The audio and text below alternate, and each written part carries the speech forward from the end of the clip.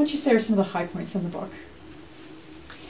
The high points of the book for me were engaging with Venus in a very personal way, in feeling the star point when I was reading it, when I was writing about it, when I was reading about it, when I was experiencing my own star point, when I was thinking about what star point I was born under, and seeing myself from that point of view rather than the sun sign point of view that I've always been given, or the other parts of my chart that I have always known about and how they all fit together, is that I had a certain excitement and I had a certain vibrational lift when I would think of my own Venus star and how it works and how it's always worked in my life.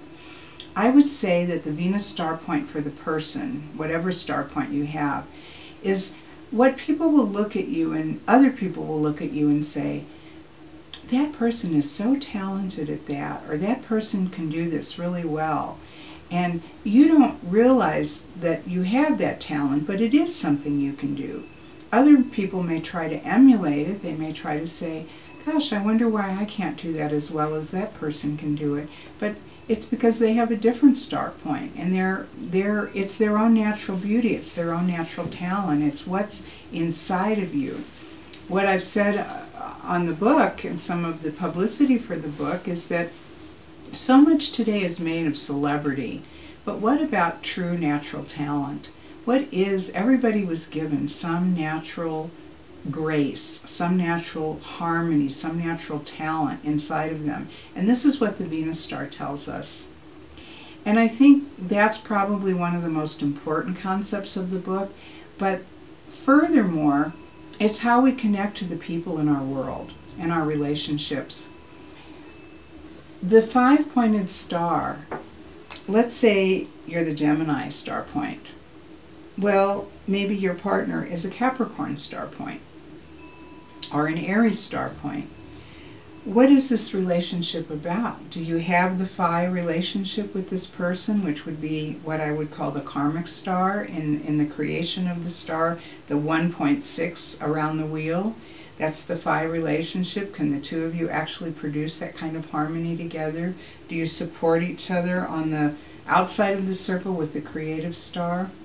And one of the things that I've really found in researching the idea of the Venus star is not just with couples, who am I compatible with, or who do I connect with, and why do I connect a certain way with somebody, but when you have a work team or a group, even a family grouping, but any kind of grouping working together of 5 or more, it is really crucial, I think, to have each one be a member of a different point of the star, because then you have the whole star working for you in your project.